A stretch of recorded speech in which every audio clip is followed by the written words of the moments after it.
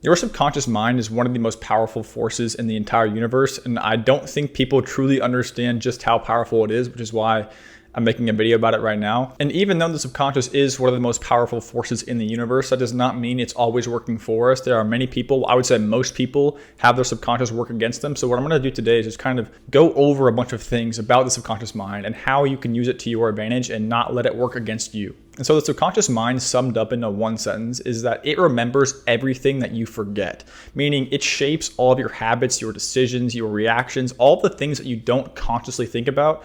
Your subconscious is in control of those things. The subconscious mind takes everything at face value, so it doesn't know if you're joking or if you're being serious. And I've noticed a lot of people don't ever they don't realize this. And so the way they talk to themselves, they say things like, I'm a loser, I'm anxious, I'm depressed. And I've talked about this before, but the more you say those things, even if they're not initially true, your subconscious mind is just going to engrave those things into your brain, and they're just slowly going to become a part of your actual identity. And once that happens, getting that stuff out and getting that anxiety, depression, and loser syndrome out of your identity is very, very difficult. So the first thing I want to say is just don't talk to yourself like that, because your subconscious is going to pick up on it. And so I want to tell you a story about when I played baseball, and this really just kind of goes to show how powerful the subconscious and the conscious mind really are. In baseball and golf, there is this phenomenon called the yips. And so in golf, it looks like a professional golfer who can't make a 3-foot putt. It's something that used to be so natural, so easy, but all of a sudden one day they just forget how to do it. They get all tense. They're just really, really nervous over the putt, and they can't do it for whatever reason. They have no problem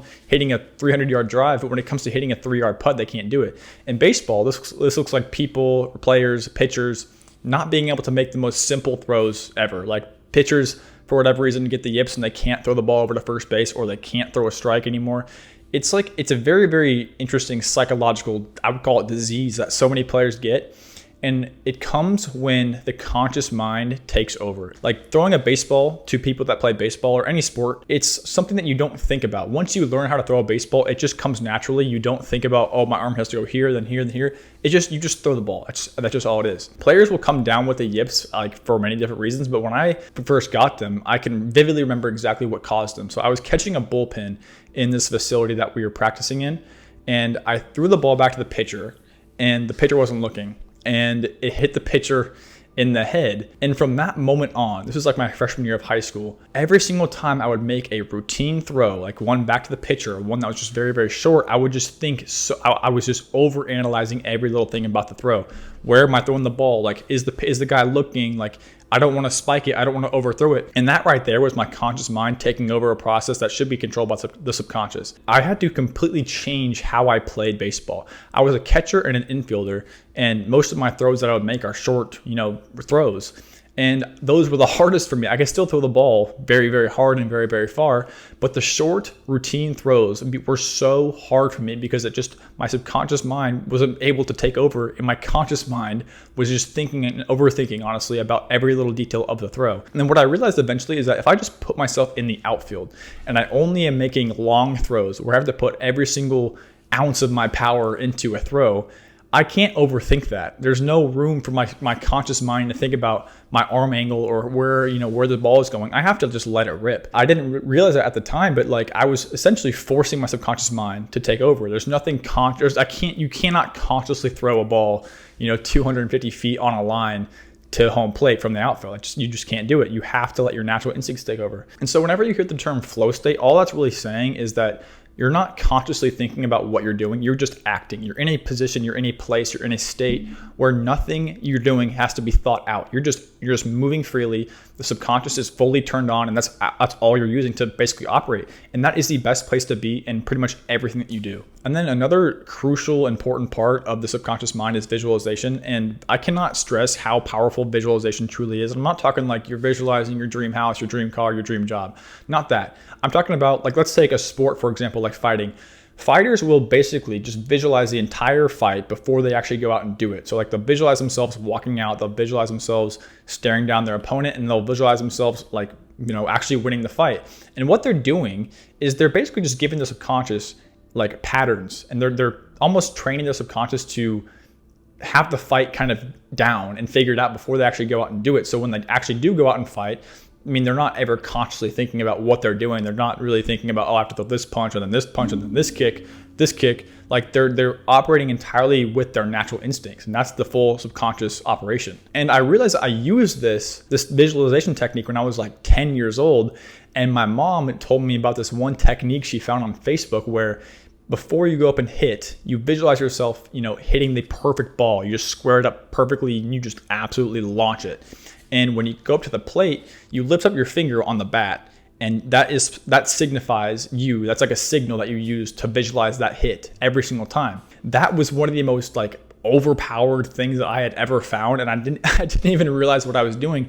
And there was no reason for me to remember that. Like that was just a trick that I learned when I was 10 from my mom, but like it was stored in my subconscious brain. So I've had it forever. And then one more thing that I learned when I was like in that same kind of age group was I remember watching a YouTube video and around that same age, and it was about before you go to bed, you tell your subconscious mind when you want to wake up, and you say something like, I now demand my subconscious mind to wake me up at like 6 a.m.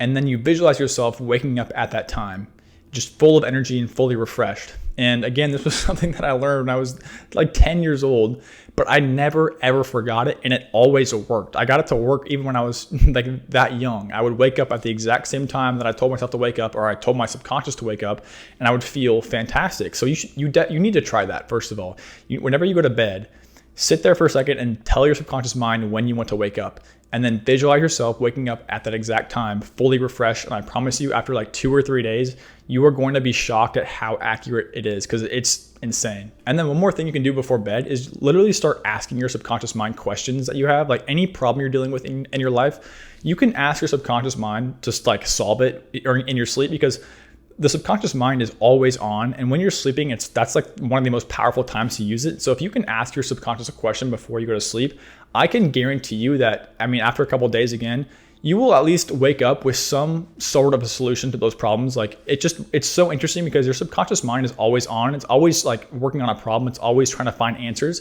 And so when you give it a prompt, a problem to solve, it's just going to work. It's going to work for you, and you need to let it work for you, because if you don't actually tell it what to work on, it's just going to solve a bunch of random problems. That's kind of why you come up with random like realizations, random epiphanies. It's like your subconscious is just solving random problems. And if you can just give it a prompt, a question, a problem that you're having, you will wake up with some solutions, and you're gonna be amazed at how effective that really is. And so the main takeaways I want you to get from this video, besides those like tricks that I just mentioned before sleeping, is that whenever you talk to yourself, whenever you say anything, you have to make sure that you are not saying anything that's going to be destructive. Like, it sounds so simple, but people don't understand what they're doing when they talk to themselves in negative ways, when they say things just like, I'm stupid, I'm so unlucky, I am destined for, like, they never truly get why they're feeling that way. And it's because they keep saying it to themselves over and over and over again, and it just keeps on getting deeper and deeper into their subconscious mind. Once you talk to yourself like that enough, you're just going to train yourself to see those bad things. You're going to find reasons why you're unlucky. You're going to find reasons why you're just destined to fail. Whenever you're going to talk to yourself, just make it something constructive. First of all, just like, that's the easiest thing to do. That's the easiest way to make sure that your subconscious is working for you, not against you. And if you're competing in a sport or anything, any sort of event, visualize the entire process beforehand. And I promise you, it will feel so much easier. And I did this when I was little with baseball. And so again, whenever you're doing anything, really like a creative outlet, a creative task, a sport, you want to turn off your conscious mind and allow yourself to operate fully with the subconscious mind, because the subconscious mind, that's what is responsible for flow state. That's what allows you to just do things that just feel so effortless, so natural.